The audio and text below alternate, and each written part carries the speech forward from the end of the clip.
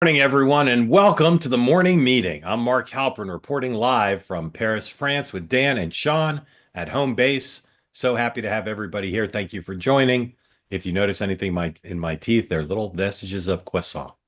Happy to have you here. Sean, why are you looking at me like that?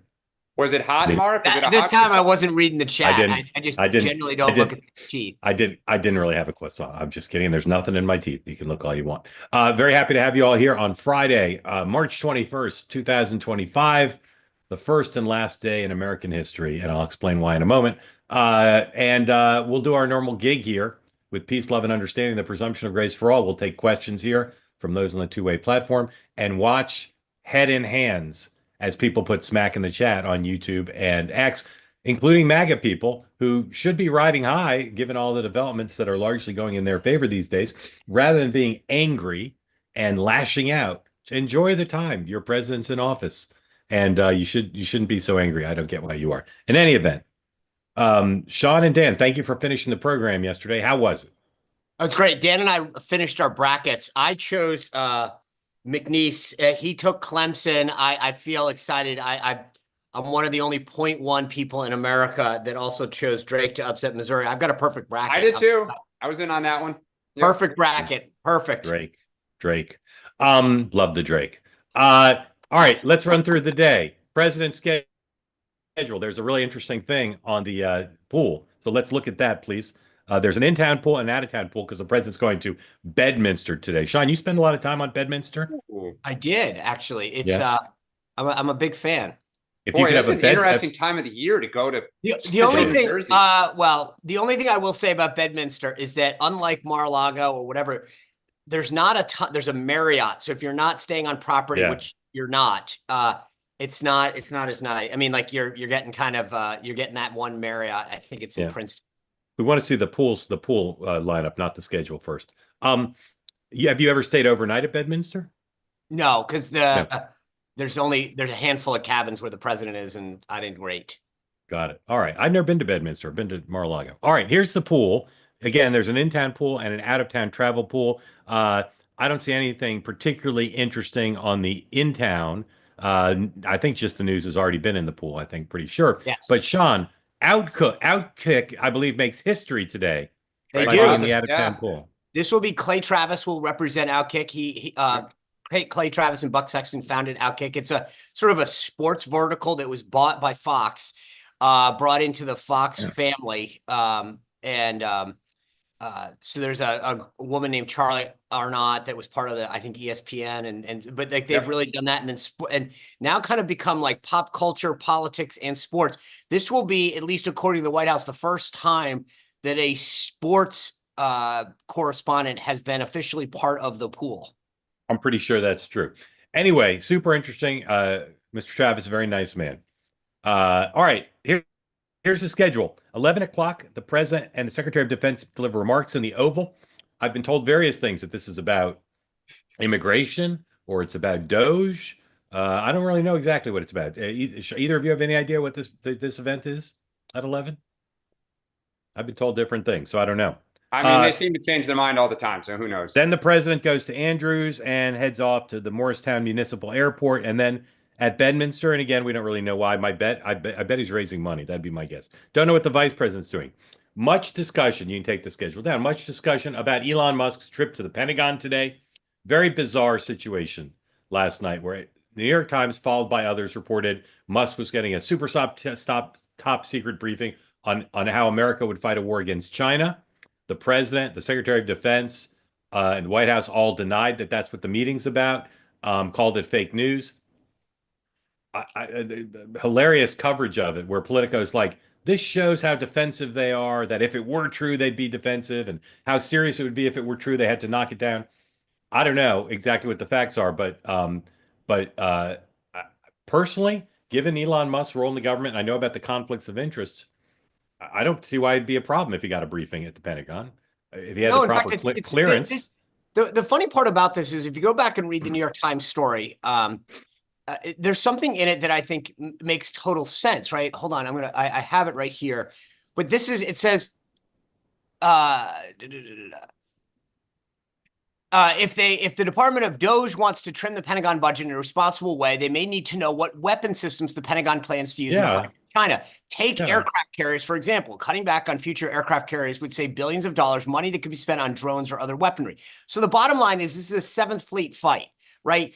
And you send a carrier group out there, bomb the hell out of it, lose our ships, we're screwed. So what are we doing in terms of future weaponry, drones, both submarines and air? Like, this makes sense. You want a guy that is going to come in and say, okay, what's our drone capability, both submarine wise and air capability wise? Not just some guy, one of the smartest people on the planet, and someone who understands zero technology. military background. But let's just preface this. But he knows about technology. He knows a lot about technology. I mean, Donald So Trump we're had no gonna- military. so we're gonna get- Donald Trump has no military background. He's commander in chief. Okay, But Look, hold on, but he's not going in. So it's a lean, mean fighting machine under Pete Hegseth. We're getting rid of DEI and all. Send in the accountants.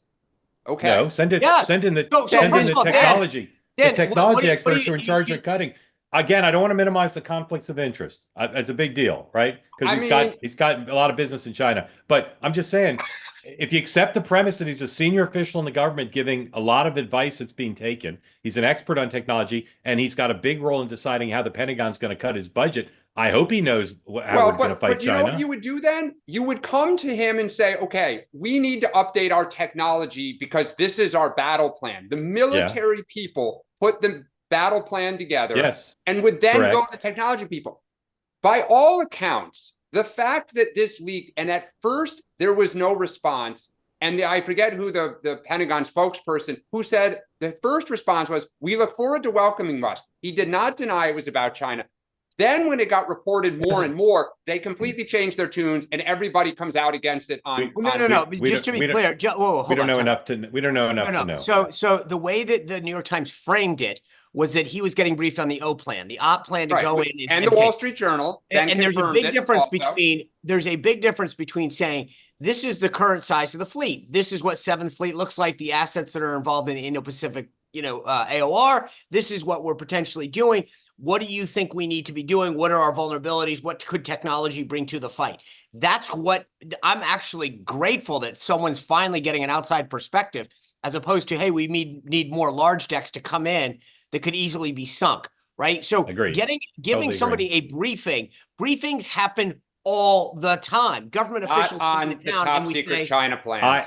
Dan, I guarantee you, and I don't know whether he was originally going to get such a briefing, whether he still might. I have no idea, but I guarantee you he's had countless briefings on topics. If your standard held, you would say horrible, horrifying. So this is anyway. Let me finish running through the schedule. He's had briefings. The original plan, the fact that they did not deny it when they were first contacted, the White House. Dan, maybe they were busy. They're not. No. They got John it. Kerry. Okay. John Kerry talks all the time about how he didn't deny a bunch of stuff that was written about him for years, because it's like you just don't deny everything. Like, it's not, you don't have to deny it for not denying it doesn't make it true. So hold on. You're right. It may not. But this is also not. This is also one of the most savvy communications. I understand, but I've ever seen. If I were the Pentagon spokesperson, my attitude would be, I'm not going to be in the business of denying everything they lob over here, because we don't want to be saying no, and then we don't want to confirm something. Like, this shouldn't be public. A top government official getting a briefing on China shouldn't be a matter of public discussion. I'm all for press openness. I don't mind if it leaked, but I'm just saying it's not incumbent upon them for every time someone comes to the Pentagon for a secret briefing on China for them to talk about it. Let me just finish running through the schedule. The Congress is still out. Judge Boasberg is once again set a deadline for the administration to explain when the flights with the deportees left the airspace, etc. He's at war with the administration. He's not backing down. I'd like the Court of Appeals to start adjudicating these things, because it seems a little ridiculous for one district court judge to keep fighting with the White House. Bernie and AOC continue on their Western tour. All right. I want to move on to Donald Trump and Paul Weiss, but do you guys want to talk any more about Moscow, I would just say there is a big difference between briefings are a dime a dozen. Getting read into the O plan is a completely different thing. And so if he's going over there to get a briefing on the status of like what our assets are and what we can do, that's awesome. If he's getting read into the minutia of an O plan in a 20-deck, first of all, according to the New York Times, it's 20 to 30 slides. If you think that's the O plan, God bless you. I mean, that just shows you how stupid you are, that you think our plan to attack or deter China is 20 to 30 slides long. You really think that's our plan? I mean, well, that's what they said was the slide deck for him. Yeah. Right. But that means he's 30 slides we're covering the whole plan for China. It means he's not getting a full briefing. I mean, I just always come back to, if Kamala Harris, if this was the opposite shoe, the horror about him being in there for the O plan would be to 11. But Dan, we would go to 12 when we get our next topic. Dan, it's 20 slides. It's 20 slides. It's not the plan. If you think you can go over the O plan in 20 slides, you are never been in DOD. But we don't even know what he was going to get or what he is getting. But we can only go on what's reported. That's no, we can't. No, but that's dangerous because people report things that are wrong all the time. We can't go on what's reported. They may all be wrong. You're right. They might be. They might. And it was, I'm being and serious. it was tonight. Okay. But they might not. There have been lots of institutions that Donald Trump has taken on since he got elected in all realms, in law and politics and universities, all sorts, military inside the government. I believe what happened yesterday with Paul Weiss, the law firm, is historic and seminal and extraordinary.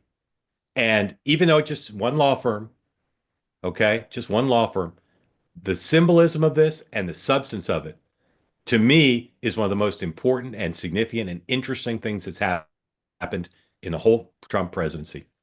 Okay. And I'll try to briefly explain why. And I'm really curious to see if you guys agree with me or not.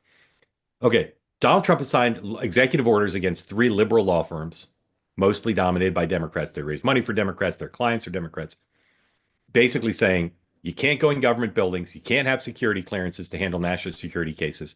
And any client you have who has business before the government is going to lose their government contracts. Okay. One law firm went to court and has so far won in the lower court, saying you're targeting us for our business. That's unconstitutional. And so far the district court has said yes. Paul Weiss, instead, is one of the most prestigious and successful law firms in American history, run by a bunch of Democrats.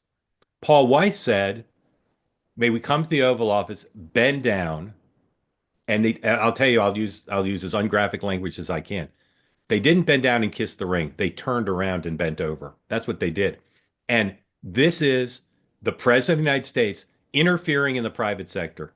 Now, this president was abused by the legal system. And from his point of view, he was super abused by the legal system. But I'm comfortable saying he was abused by the legal system. That's my objective view. I'm not saying he didn't do anything wrong in the 4 cases, but the special counsel and the 2 local prosecutors, they engaged in behavior that was stupid, politically stupid, and legally suspect at best. And so he's serious about these law firms. They give money and raise money for Democrats. They take liberal clients. They have DEI policies that he doesn't like. They are part of a power superstructure that tried to put him in prison and works for policies that are antithetical to what he and his followers believe. Okay. And yesterday, they surrendered. I can't think of an analog for this in so many ways. A major American institution, private sector, surrendered. They're giving $30 million in pro bono work to help Donald Trump's agenda. Paul Weiss, $30 million in pro bono legal work to help his agenda. 40. Yeah, it's 40. It's 40. Sorry, 40. Apologies. $40 million. Now, they bill at a high rate, although I'm assuming they're charging their pro bono rate, which is a lot lower. I'll try to conclude, and then again, I want to hear first Dan, then Sean, what you guys think about this. I believe that what he's done here is an abject surrender, and it is going to embolden Pam Bondi and the Justice Department to start doing discovery with all these organizations. They don't have to bring the cases or bring the cases to trial. They don't have to pursue them, but they start doing discovery at law firms and other places. They're going to find a lot of stuff that is going to look horrible in the current light of where things stand. And Paul Weiss might think they saved their summers in the Hamptons and their partner salaries by bending over and taking this, but they have set a precedent of surrender that will live on forever, not just for that firm and not just for other law firms, but for other institutions. We see the universities surrendering. This is extraordinary what's happening. Dan.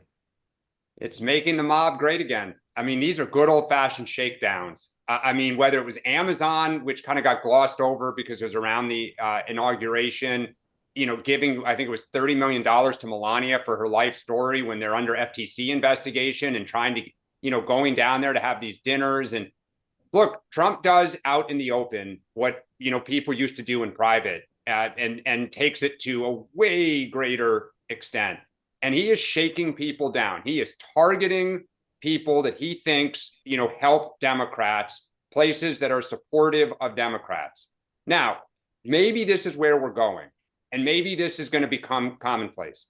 I think one thing to all the MAGA people on here I'd watch out for, I believe there's going to be huge pressure on 2028ers on the Democratic side to start drawing up their lists. Who would you target? And just like Trump spent all the campaign kind of toward the end out loud saying, I am going to go after these people. And we all laughed. You already see it online. There is pressure to start identifying GOP support. What would be an example of an analog that a Democratic president could do? How many industries are supportive of Republicans over Democrats? Crypto? Give me an example. I mean, just start going around at everyone because they're all incumbent party members. But if you if you say a Democratic president says, I'm going to put the crypto business out of business, they're going to use young men. Look, Trump is not trying to put law firms out of business. He's trying to put Paul Weiss out of business. No, he is trying to intimidate them, extract a price from them, and make them think twice before signing up. Okay, sorry. He's threatening to put them out of business, but you can't threaten to. But Paul Weiss has no constituency except for their gardeners and cooks and nannies in the Hamptons. They have, but their clients will switch to another law firm. They don't care. Sure. But what I'm saying is, you can't go after crypto the same way without paying a political price. Off the top of my head, that's who I came up with. The point is, retribution and going after industries and companies to try to bend and break them away from the GOP will become, I believe, let me say, I want to get Sean in, but Dan, I'm telling you, the reason you can't come up with an example is because the Democratic groups, the businesses, the universities, etc., they're all liberal and they're part of the liberal superpower structure. They don't have constituencies. They're just liberal elite institutions who have survived for decades, having an unlevel playing field. And Trump is saying you can either be put out of business by the federal government, which is totally improper. I better be explicit about this. Right, and that's Trump's threat's totally improper. But Paul Weiss, rather than hiring another law firm to fight it, surrendered. No, I hear you, Mark. But I'm just saying that the Democrats can't do it. So let's get Sean in. There are so many conservative. Name one. Name one. University of Chicago and the Stanford Hoover Institute are super conservative. All right. I mean, there are parts of them that are. There are parts of them. But that's the point, Mark. They're going to start demanding to pick targets. We'll see. Okay, we'll see. Sean. So there's two things that I want to highlight. Number one, when he started doing this, you think about like Perkins Coie and when he started off, they're the law firm that's fighting back and has won so far. I'm glad. And they are, for everyone's they are the longtime firm that represented the DSCC, Mark Elias and others who were there, represented the DSCC. They were basically a Democratic political law firm, as like Jones Day does a lot for Republicans. And just to give context. Sorry, Sean. Sorry, Sean, go ahead. So number one, when this all started, targeting people who blatantly used government-issued security clearances to weaponize data for political purposes, they should be punished. I hope they go to jail. They lied to the American people. They tried to influence an election. And so some of these people absolutely deserve it. The second point, and again, I'm staying at a high level here, is let's just remember where this all started. For decades, if not a century, the left has owned and canceled and censored everyone on the right. And it got to an extreme in the last few years. What do you think ESG and DEI are all about? Go talk to Larry Fink at BlackRock, who has forced corporations to bend a knee to unfiduciary things because in the case of helping a company, they force them to hire people, they force them to adhere to practices that are not in the best financial interest in a company, but to agree to a left agenda on DEI and ESG, environmental social justice, so governance. This is insane. Suddenly, it's been no one had a problem when companies were being forced to do this, when students were canceled on campus, when kids on the conservative spectrum couldn't speak on campuses. And suddenly now it's, oh my God, a law firm, screw this. I'm happy it's happening. Finally, the right is fighting back and getting results. So BlackRock was the largest shareholder. That's why they were at the table with those companies. We can debate that is, they shouldn't advocate for those policies. It was not the federal government using its power. In every example you just gave, it was private industry. Oh, sorry. Then I should have brought up Facebook and Meta. And when the Biden administration forced those private companies to censor people, to promote certain left-wing policies, cancel other people on the platform, those are public documents. Those were private companies being forced by an administration at the highest level to do their political bidding. This conversation does not exist today in the news pages of the major papers or on cable news or on broadcast news. The New York Times had 2 good paragraphs about this, explaining the framing. But I'm telling you, Sean's history speaks to tens of millions of Americans. And it's a big part of why Trump won. I actually think you can't do this scientifically. The stuff Sean just cited is a big part of why Trump won. I'm not saying it's bigger than inflation or the border, but it's a big part. And Dan's outrage, I think especially with a lot of people, and we heard some of them on the platform that finally said, "I've had enough. I don't like Donald Trump. I don't like some of his policies, but I've had enough, and I'm going to vote for the guy." Correct. The left made this happen. I agree, but the left opened the door electorally, and the left is animating, and the outrage is animating what Trump just did. But I'll say again, Dan's outrage and my outrage at the president of the United States engaging in extortionist mob tactics against a major law firm and saying, we will put you out of business if you don't do what we say, is also outrageous. I understand why Trump's doing it. It fits his personality, and he's outraged about what this law firm did to him. How is that different than when Biden and his team forced Facebook? They did not threaten to shut Facebook down. No, okay. But I'm outraged by both, and I'd like everybody on this platform to be outraged by both, not what your tribe is outraged by. What the Democrats did, it's not exactly analogous, but that law firm was part of an effort to send Trump to prison, and they did it in part because they're Democrats. Okay. But Sean, it can't be we live in a country where the proper response is for the president of the United States to say, bend over, give me $40 million, change your internal policies. What is his business to tell a private law firm how to run their business? What is it his business? It was Paul Weiss's chairman that came to D.C. to kiss his ass. They Correct. Them and say, "Come visit me." He had no choice. Because you know why? Because all their clients are calling them to say, "We're going to switch law firms." So look, I know the left likes to call this whataboutism, but when Paul Weiss was weaponizing the judicial system, no one said a damn thing. I did. Should we bring the Clintons on here about all the people who went after them? Like, should they now go after all the law? I mean, go back to Ken Starr. His behavior was utterly atrocious. And all of his deputies have since written books about how they leaked and coordinated with Fox News and Rush Limbaugh. I mean, come on. I'll tell you this, and then we'll move on to the next topic. Paul Weiss, I want to know what happened inside Paul Weiss. There's no reporting I've seen so far on that.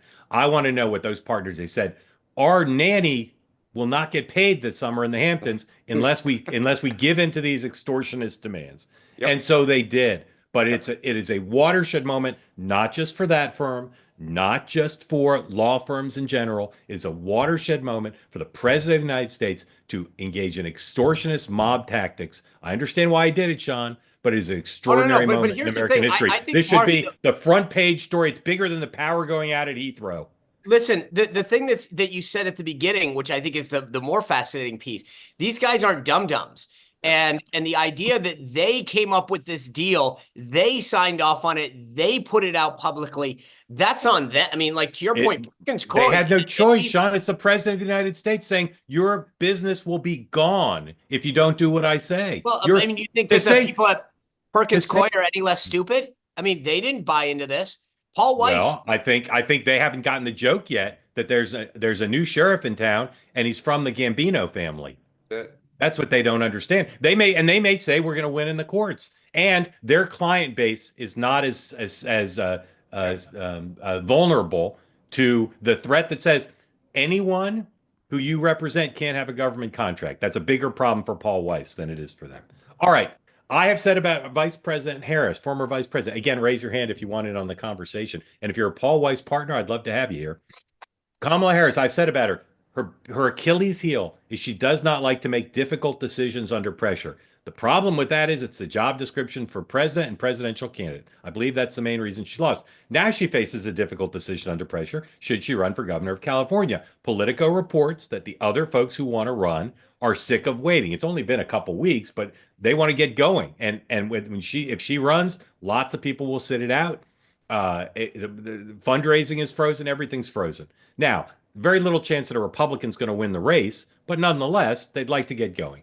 So, Sean, if you were advising Kamala Harris, who would like to delay the decision, because she likes to delay every decision, it's a difficult choice. I don't think she wants to be governor of California, so it's stupid to run for governor.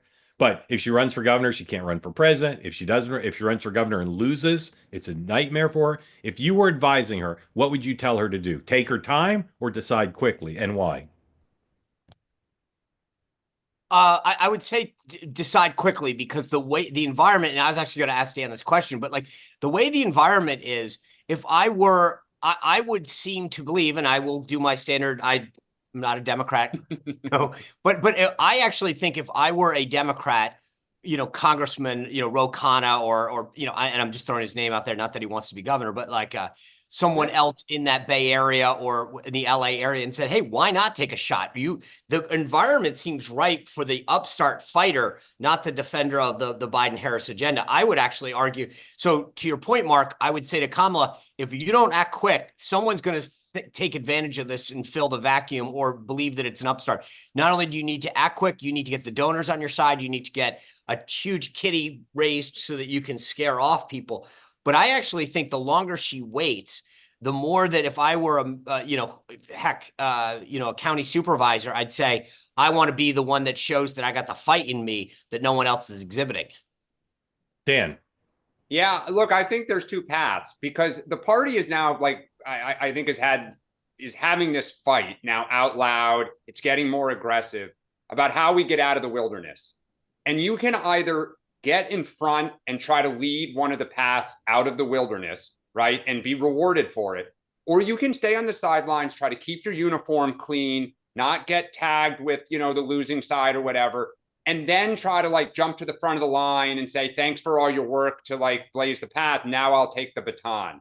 I think, to Sean's point, for a candidate whose history is being very indecisive and frankly very afraid of challenging anyone, if she waits and to Sean's point, whether it's a county supervisor or, some member of Congress, catches fire with a message, with a like, here's how we're going to do it, I think Harris suddenly looks like she's yesterday's news and she was too afraid of the fight. And I think that's even true on the presidential level. Like, if that's where she really wants to go.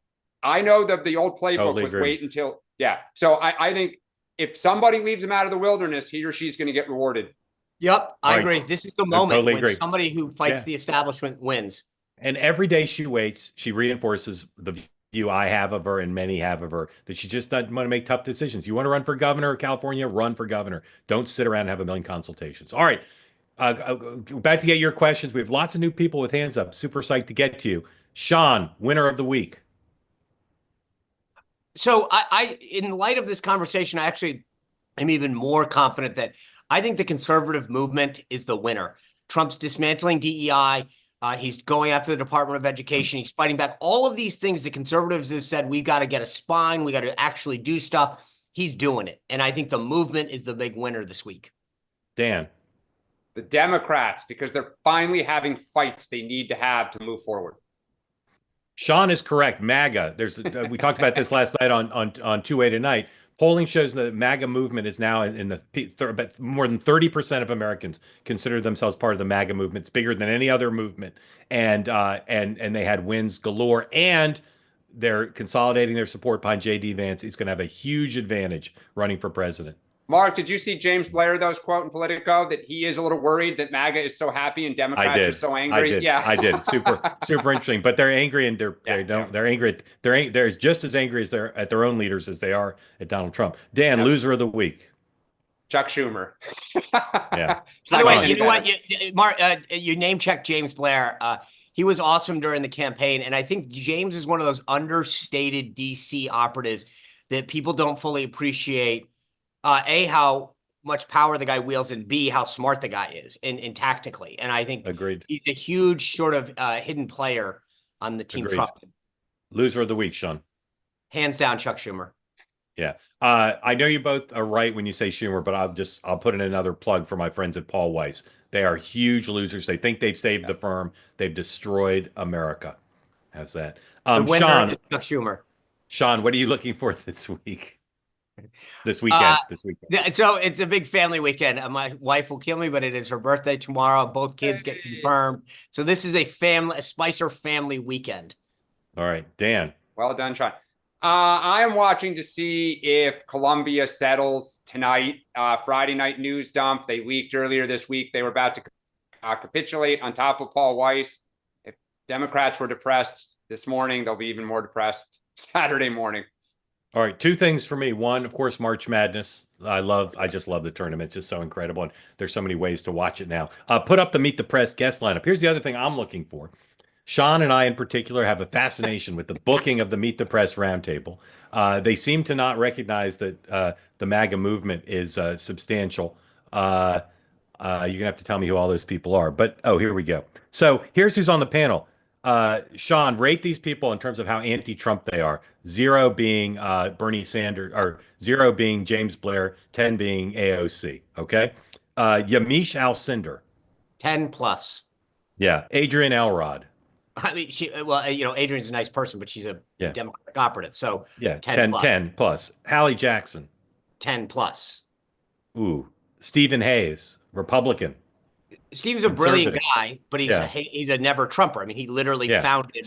So once again, Meet the Press has booked a panel. I mean, Sean may be overstating it slightly, I say respectfully, but there's no one pro-Trump on that panel. They're all avowedly, with the exception of Hallie Jackson, the other three are avowedly anti-Trump. And Hallie is a journalist whose coverage is not pro-Trump. How about if I say it that way? And they're acting like Trump is not the president. And so I'm looking forward to seeing how that panel.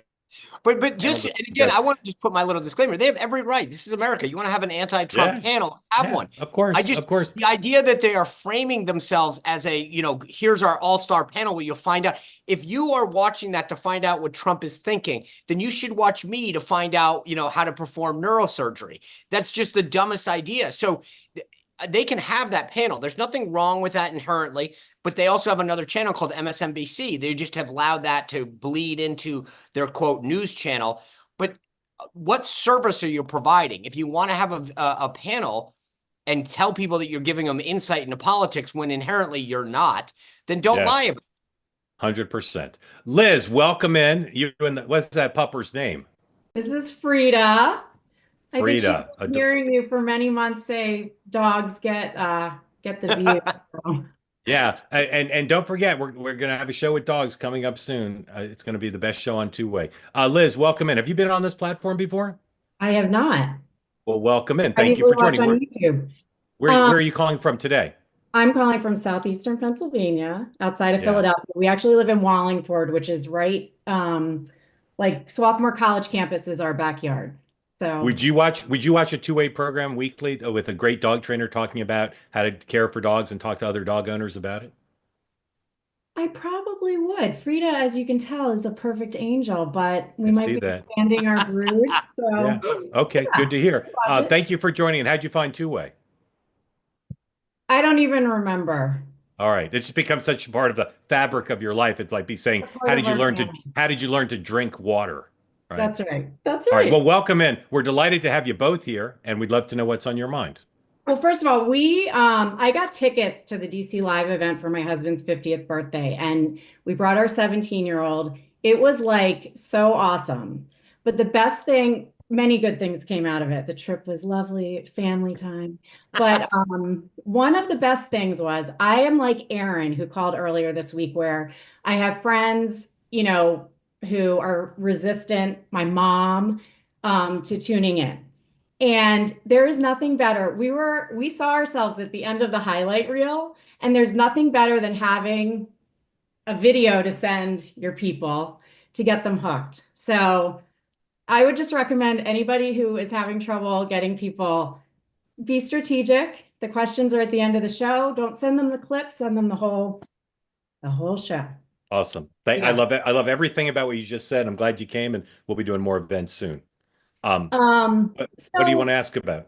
Well, really quickly, two things, and then I'll pop off. But Sean, earlier in the week, you asked a caller, Frank, would he consider an outside the box candidate? And this came up a little bit last night, but it's very interesting, and it feels like now is the time. But like, how long would that process actually take for someone who wanted to make a real run? And could they be like a celebrity would be less appealing to me? I'm not really looking. I'm not currently in the market for it or anything, but like, I don't know, how long would when would they have to start even like, I guess engaging? And then how could they fast track their acceptance into the Washington establishment and like their understanding of how things work and things like that? And then I'll say the third thing, and then I won't take up any more time, but like, this is for another day. Dan, I am obsessed with your bookshelf, and I've dedicated 2025 to nonfiction. So like at some point, if there's ever a way you can post your top 3, anybody's welcome to it. But yeah, like that's gonna be tough. I have 4 books, so he'd have to choose. It's true.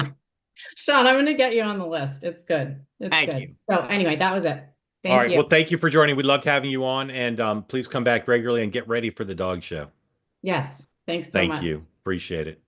Well, that was a good start to our community segment. You want an answer? All right. I was going to say, she asked Sean a question. Yeah. Yeah. Oh, I'm sorry. Go ahead. Go ahead.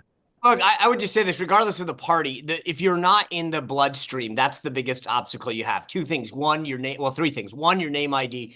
2, your ability to raise money. And then 3, the rules. So the parties are very, very guarded about how you get on ballot access, how you get delegates, all that stuff. Each of them have their own arcane set of rules.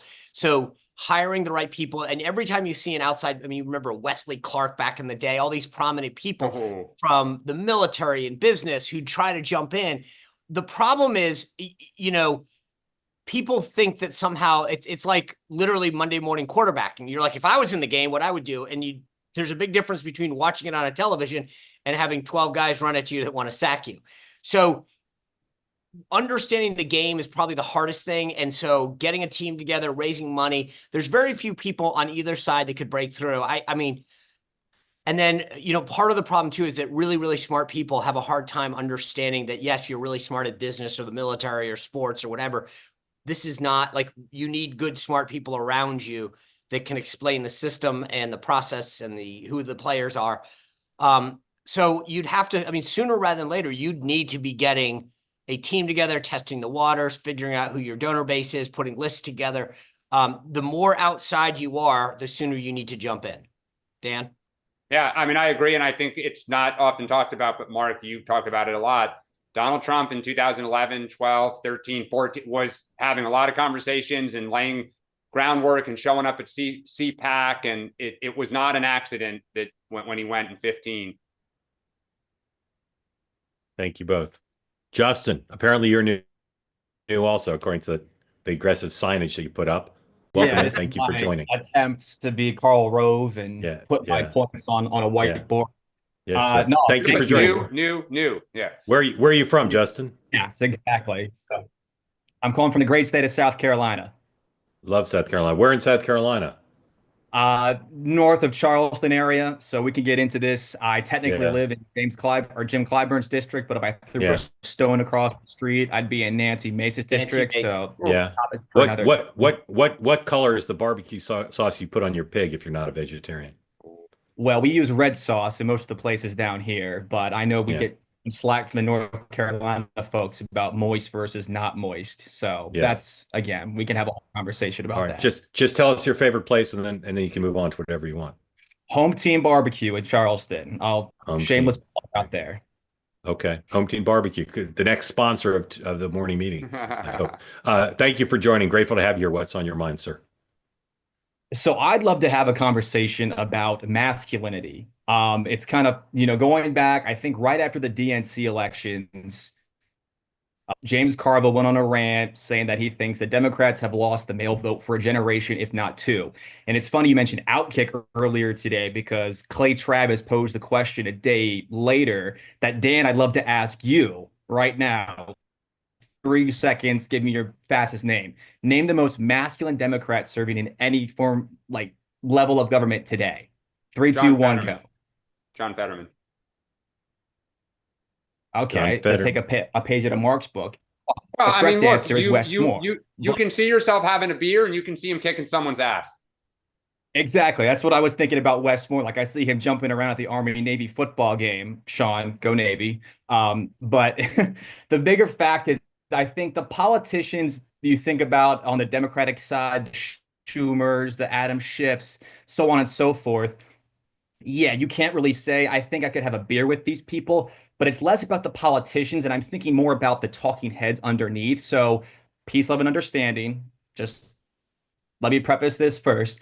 I'm thinking about like a Brian Stelter versus a Sean Hannity. You go to the podcast, you have the Ruthless folks, the Fifth Column folks versus Pod Save America. And then the influencers, your Charlie Kirks, your Ben Shapiro's versus, like I said, I think Ezra Klein and Tim Miller write really well. And then you've got that Harry Sisson character, which that's a whole nother conversation too. So again, I like to think of myself as an option. Justin, this is a great topic.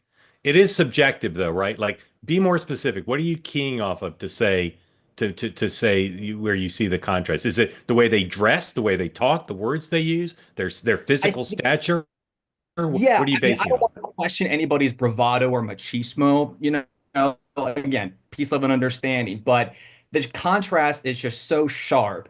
But where do you see it? You got to be more specific. I'm not denying you're right. I just want to know where you see it. In their manner, in their word choice, in their tone? In their manner, in their word choice. I don't want to say their worldview either, but again, I think somebody said, you look at a picture of Joe Biden with an ice cream cone versus Donald Trump with a 7-iron, and like that, again, masculinity is so subjective, but that's kind of, it's like an innate thing, like or you don't know. Yeah. Well, so I would just love to know, Justin, some of that is how the candidates brand themselves. I don't know if you noticed, Joe Biden's an active golfer. Joe Biden was actually, prior to getting to be too old, was actually a pretty good golfer. And I'll actually remind you, like, Barack Obama was a golfer and got hammered by a certain candidate for golfing too much. Look, I totally get what you're saying. Stephen A. Smith is probably the only person on the Democratic side, and he's not really a political person, but he's certainly gravitating into it because he's an alpha dog, right? The way he dresses, the way he talks, the way he's kind of like in your face with like some smack and some trash talking, and he can talk about 20 different Steph Curry's a Democrat. Yeah, but Steph Curry's not in the public realm talking as much, right? I mean, there are a lot of athletes that are Democrats. There are actually some sports people who I won't name who are on air who are Democrats, but they would never in this environment want their names out there. Yeah. But I get Justin's point. Hold on. Sean, most macho person I know. What do you think?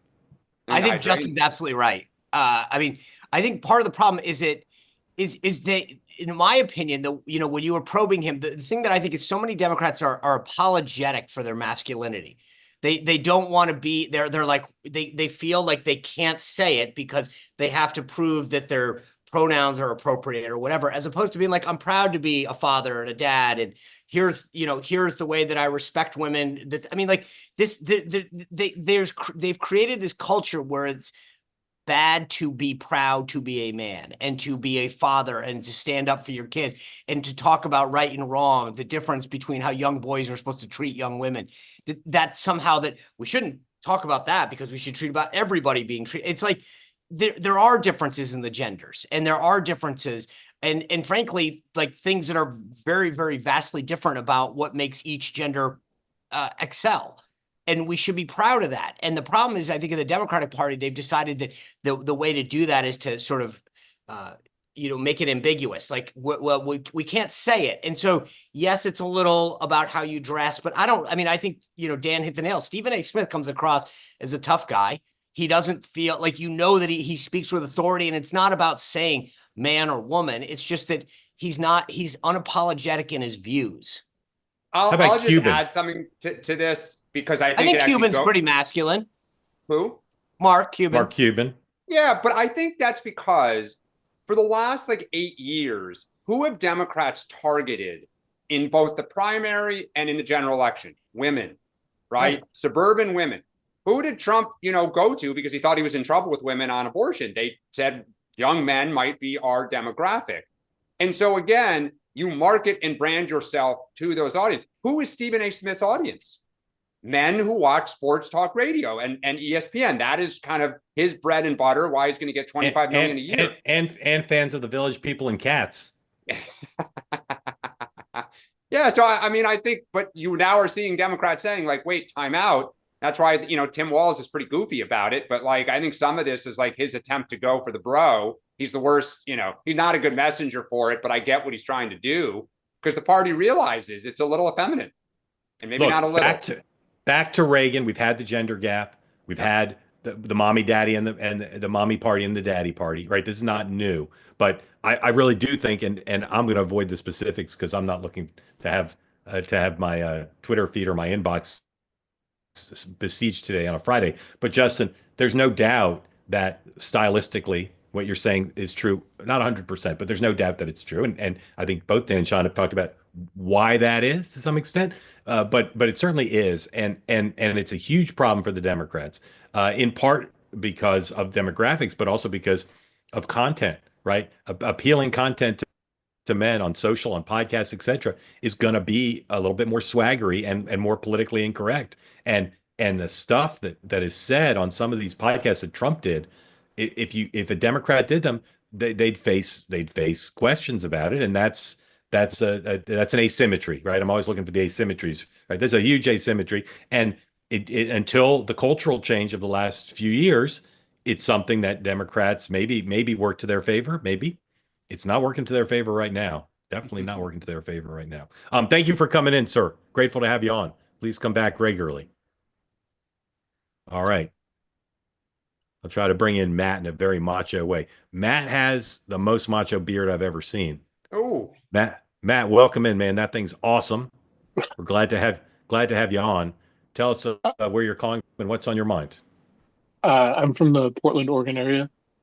And I really actually wanted to talk about, well, first, thank you so much for this platform.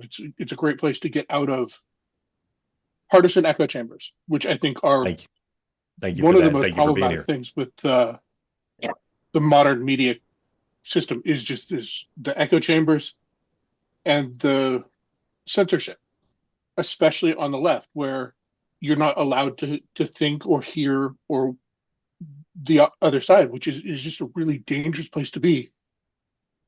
And I think that's what you just called out as an asymmetry.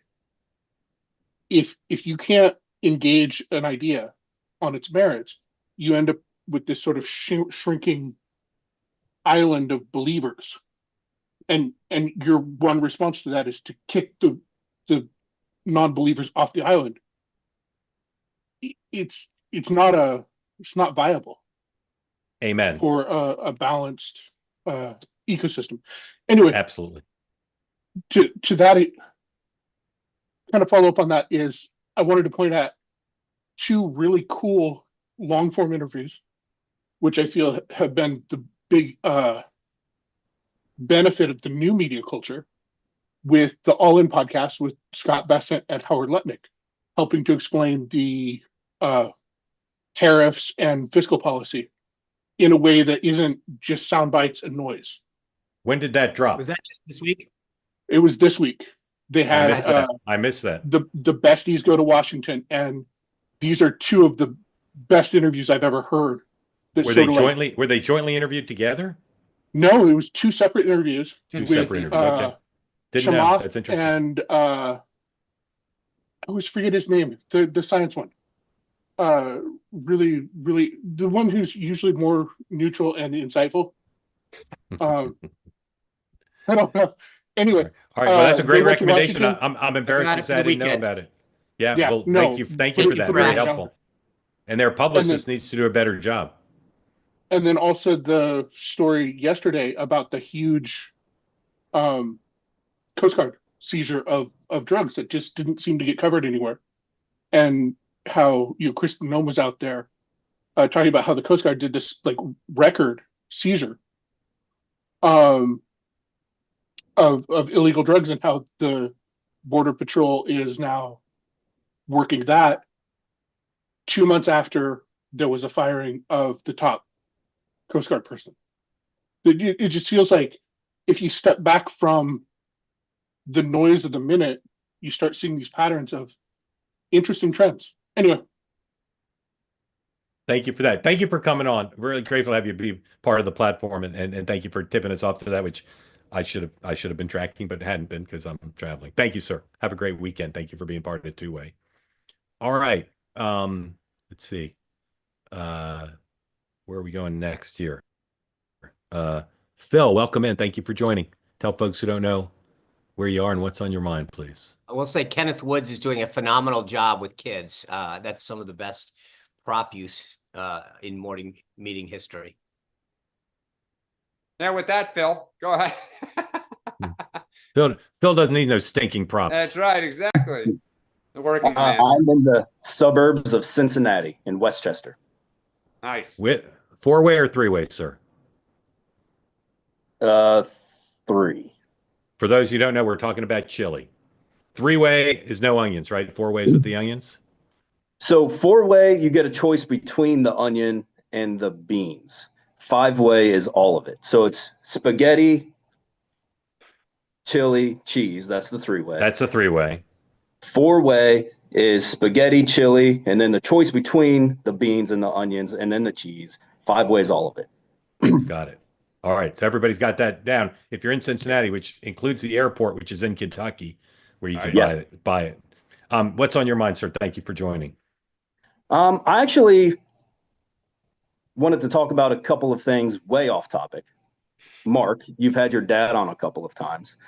Do you and have you worked with your dad? I interned for him one summer in college. Other than that, we help each other on individual stuff in kind of a one-off manner, but we've never worked together in a sustained way. I'd like to. We just haven't had the opportunity yet. So I started working with my dad about a year ago. We're in construction, and wound up being a very good decision. Yeah. I've had a blast working with that. Highly recommend it to everybody. All right. Well, my dad's working on his memoirs, and I'm helping him with that. It's not the same as construction, but it's the best we can do. But I'm glad you two are doing that together, because it's very rewarding when it works out. Yes. The other two questions that I had with baseball season upon us, opening day being next week in Cincinnati. If you haven't been to opening day in Cincinnati, you have to come to opening day in Cincinnati. We do it right. Parades, parties, whole deal. Have to come. Who's your guys' favorite sports teams, and who's going to win the World Series this year?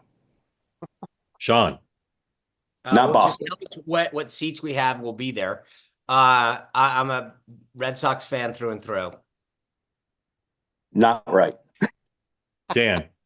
I'm a Mets fan, a kid of the 80s, the mid 80s, when the Mets were, kind of on the rise and a great team. I'm actually somewhat optimistic for the first time, maybe since the late 80s, that the Mets may legitimately be a World Series contending team.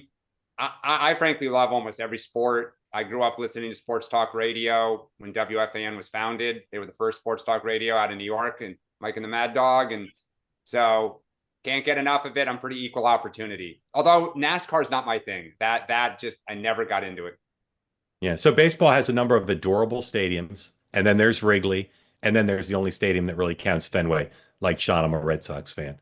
I don't know that they're going to win the World Series this year. I think it's pretty. This seems like to not me a World Series if they're not this in seems. Yeah, this seems to me to be a pretty wide open year. I think it's hard to pick any team at this point to be the favorites, I would say.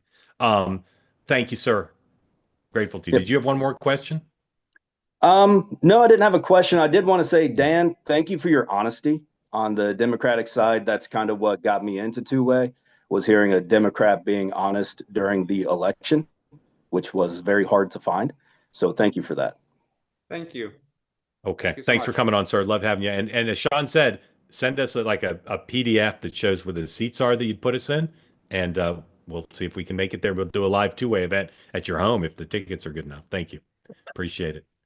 All right. And by the way, St. Louis may argue over best opening day. They've always claimed. I've been to St. Louis opening day. Really? Not as good as the Red Sox. Ooh. It's good. I don't want to denigrate my hosts, but it's just, Fenway. I mean, for those who haven't been to Fenway, your adorable little stadiums, you're welcome to keep going. But There's to Fenway. There's a Spicer brick in, I think it's the C concourse. What does that mean? Back, I don't know, a couple decades ago, you could buy, have a brick engraved. Oh, okay. One of the purchase ones, not because like your great grandfather hit a home run or something. Maybe, I would say Fenway's a great park. You got to go if you're a fan. But from a enjoyment standpoint, it is not a great ballpark. I mean, then you're not. And I love America, and I love New England. Yep. Dan, what do you mean? What do you mean by that? There's no better place to watch a sporting event. Oh, it's cramped. The seats don't all even face home plate. Some of them just face out in the outfield. They're like half. Let me just. Seats. I'm going to welcome to New England, dude. That's like. Yeah. What are you, wicked stupid or something? You know how many birthday parties I went to at Fenway as a kid? Like, it was no Shea Stadium. Oh my God. I love Fenway. The only two concerts I've seen at Fenway, I saw Bruce Springsteen there. And then my son's first concert was Paul McCartney at Fenway Park, 3.5-hour show, no opening act. The band took breaks. Paul didn't. When the band took breaks, Paul just played. I've told my son I'm never taking to another concert. That'll be his first and last. Paul McCartney at Fenway. Good wicked memories. All right. So that's it for the week. If they're breaking news, we'll come back. But otherwise, and Claire, I'm sorry I didn't get to you. We're just out of time, but please come back. We haven't seen you in a while. Very nice to see you.